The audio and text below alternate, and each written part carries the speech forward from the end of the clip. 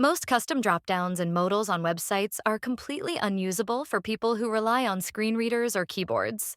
But here's the thing, it's not hard to fix if you know what you're doing. Native HTML elements like buttons and selects are already accessible.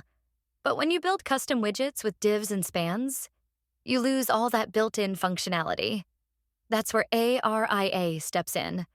ARIA roles, states, and properties let you rebuild accessibility from scratch. You can tell screen readers, hey, this is a dialog, or this dropdown is now expanded. But ARIA alone isn't enough. You've got to manage keyboard focus too. For example, when a modal opens, you need to trap focus inside it. When it closes, focus should go back to the button that opened it. If you skip that, users get lost in the tab order.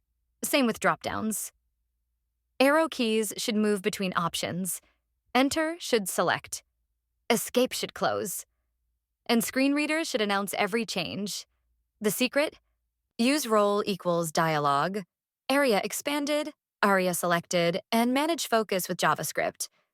Test with real screen readers, VoiceOver, NVDA, TalkBack.